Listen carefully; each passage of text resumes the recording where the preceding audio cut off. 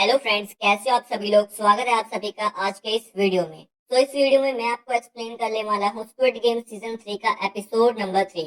तो एपिसोड की शुरुआत में हम देखते हैं कि जो players hide and seek game में एलिमिनेट हो गए थे उनकी बॉडीज को जला दिया जाता है और जो प्लेयर्स बचकर बाहर आ गए थे उन्हें उनके रूम में पहुंचा दिया जाता है। जब जन ही अपनी छोटी सी बच्ची को लेकर वहां पर आती है तो सब ये देखकर बहुत ज्यादा हैरान हो जाते हैं। दूसरी तरफ गार्ड नंबर 11 प्लेयर नंबर 246 को एक गार्ड के कपड़े पहनाकर बाहर ले आती है तो गार्ड नंबर 16 को उस कंट्रोल रूम में ही मार देती है और उसके कपड़े प्लेयर 246 को पहना देती है। वो उसे गार्ड 16 के कमरे की चाबी देती है और उसे उसके कमरे में भेज देती है। सभी वीआईपी उस आइलैंड पर पहुंच गए हैं और इस बात को गार्ड नंबर 11 भी जानती है। वो फ्रंटमैन के जूनियर के कमरे में जाकर उस पर गन ताक कर कहती है कि हमारी ड्यूटी कल के लिए आइलैंड के बाहर लगा दो और हमारे लिए एक बोट का इंतजाम कर दो। फ्रंटमैन का जूनियर कहता है कि यहाँ की टाइट सिक्योरिटी से बचकर निकलना नामुमकिन है, तुम यहाँ से जिंदा नहीं भाग सकती। इस पर गार्ड 11 कहती है कि मैं जानती हूँ कि वीआईपी इस आइलैंड पर आ चुके हैं और मैं नहीं चाहती कि कोई तमाशा हो, इसलिए तुम मेरे लिए कल बोट का इंतजाम कर देना। फ्रंटमैन का जूनियर उसकी बात मान जाता है। यहाँ अगले दिन की गेम खेलने के लिए सभी प्लेयर से वोटिंग करवाई जाती है और ये सारा सीन सभी वीआईपी अपने कमरे में बैठकर देख रहे होते हैं। फ्रंटमैन भी उनके साथ ही होता है। बूढ़ी औरत ज्यूम जा सबसे कहती है कि अब हमें ये मौत का खेल और नहीं खेलना चाहिए। अगर तुम्हें तुम्हारे हिस्से के पैसे कम लगते हैं तो मैं अपने हिस्से के सारे पैसे भी तुम सब में बांट दूंगी और अब इस खेल को यहीं पर बंद कर दो।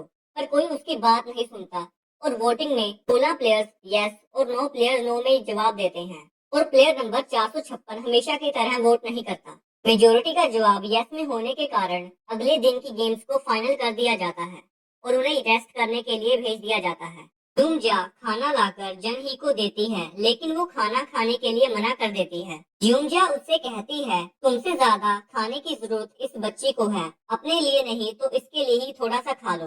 रात होने पर ज्यूमजा प्लेयर 456 यानी सियोंग जी उनसे कहती है कि तुम ही हो जो इस गेम को रोक सकते हो, लेकिन इस पर सियोंग कहता है कि मैं अब कुछ नहीं कर सकता। इस पर ज्यूमजा कहती है कि मुझे अपनी जिंदगी की परवाह नहीं है, लेकिन उस छोटी सी बच्ची को तो तुम बचा सकते हो, उसका क्या कसूर है, जन ही और उसकी बच्ची को बचा लो। अगले दिन सुबह हम देखते हैं कि वो बूढ़ी औरत ज्यूमजा रस्सी से लटकर अपनी जान दे देती है। ये देखकर जन ही रोने लगती है। दूसरी तरफ फ्रंटमैन के जूनियर को ये पता चल जाता है कि गार्ड नंबर 11 ने गार्ड 16 को मार दिया है और उसकी जगह प्लेयर 236 को उसके कपड़े पहनाकर भेज दिया है। सभी प्लेयर्स को एक जगह पर इकट्ठा किया जाता है और उन्हें अगली गेम खेलने के लिए ले जाया जाता है। उसके बाद हम देखते हैं कि सभी वीआईपीज ने किसी न किसी प्लेयर पर अपने पैसे लगाए होते हैं, लेकिन एक वीआईपी ने उस प्रेग्नेंट लड़की जन ही पर अपने पैसे लगाए होते हैं, यानी प्लेयर नंबर 202। बाकी वीआईपी उस पर हंसते हैं कि ये लड़की क्या कर लेगी, ये तो सही ढंग से चल भी नहीं पाती। तो वो डिसाइड करते हैं कि किसी तरीके से अगर उस छोटी बच्ची को भी गेम में ले आया जाए तो गेम में वो भी मजा आएगा। सभी प्लेयर्स उस जगह पर पहुंचते हैं जहां पर गेम खेलनी होती है। गेम कुछ इस तरह से है कि सभी प्लेयर्स को 20 मिनट के अंदर एक ब्रिज को पार करना होगा जो कि बीच से टूटा हुआ था। उन्हें एक रस्सी से बचकर उस ब्रिज को पार करना होगा। जिसका भी पैर उस रस्सी से लगा वो एलिमिनेट हो जाएगा। और एक बात, 20 मिनट बाद जितने प्लेयर्स उस ब्रिज को पार कर लेंगे वो पास हो जाएंगे और जितने इस तरफ ही रह जाएंगे वो एलिमिनेट हो जाएंगे। पहले तो सियोंग जन ही से कहता है कि हम इस बच्चे को यहीं छोड़ देते हैं और गेम जीतने के बाद उसे यहाँ से ले जाएंगे, लेकिन फिर गार्ड उसे कहता है कि अगर 20 मिनट के अंदर तुम इसे यहाँ से ना ले जा सके तो इसे मार दिया जाएगा। ये सुनकर सियोंग बहुत ज्यादा गुस्सा हो जाता है। वो उनसे कहता है कि तुम किस तरह से दरिंदे हो, ये बच्ची कोई प्लेयर नहीं है, ये कैसे इस गेम को खेल सकती है। लेकिन गार्ड उसे कहता है कि रूल सबके लिए बराबर हैं, जितने भी लोग यहाँ पर हैं उन्हें इस गेम को खेलना ही होगा। सियोंग बेबस हो जाता है पर वो हार नहीं मानता। वो अपनी जैकेट उतारता है और उस बच्ची को उसमें डालकर अपनी गोद में उठा लेता है। वो जनही से कहता है कि तुम चिंता मत करो, मैं इस बच्ची को उस तरफ छोड़कर तुम्हें यहाँ लेने के लिए आऊंगा। सियोंग सबको साइड कर गेम खेलने के लिए आगे बढ़ता है और ब्रिज के ऊपर पहुंच जाता है।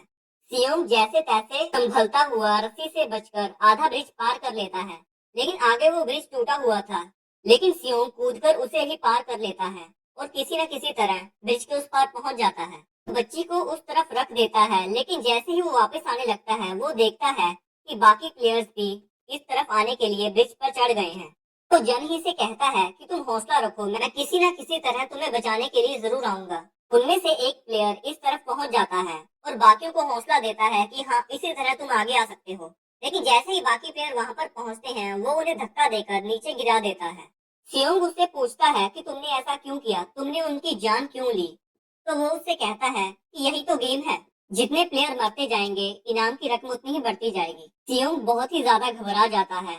दूसरी तरफ जनहू और उसके साथी एक जगह से उस मिस्ट्री आइलैंड की खोज में निकलने ही वाले होते हैं कि वो लोग उससे कहता है कि मैं तुम्हारे साथ नहीं जाऊंगा, क्योंकि मुझे इस बोट के कैप्टन पर शक है। मैं यहीं रहकर इसके बारे में पता करूंगा और ये साबित करके रहूंगा कि ये बोट का कैप्टन उन मास्क वालों से मिला हुआ है। जनहू और उसके बाकी साथी बोट के कैप्टन के साथ शिप में बैठकर उस मिस्ट्री आइलैंड की खोज के लिए निकल पड़ते हैं। उनके साथ एक ड्रोन ऑपरेटर भी होता है। इस बार वो ड्रोन की हेल्प से आइलैंड्स की छानबीन करने के बारे में सोच रहे हैं। वो रास्ते में ही होते हैं कि जनहू को वू सियोक का फोन आता है।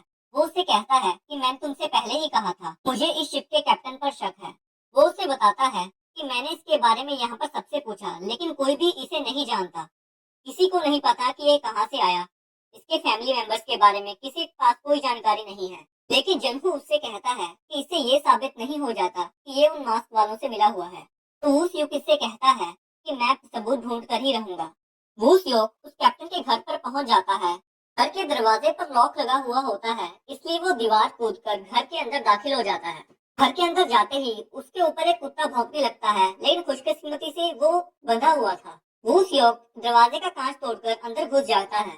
काफी देर तक ढूंढने के बाद वैसे तो उसे कुछ नहीं मिलता, लेकिन अचानक उसकी नजर वहां पर टंगी हुई फोटोज पर पड़ती है, जिसमें वो बोट का कैप्टन उस रिक्रूटर सेल्समैन के साथ खड़ा हुआ दिखता है। वो सियोक उस फोटो को लेकर वहां जाने ही वाला होता है कि अचानक वो कुत्ता अपनी रस्सी तोड़कर घर के अंदर आ जाता है। वो कुत्ता वो सियोक पर हमला करता है और उसके हाथ को जोर से काट लेता है।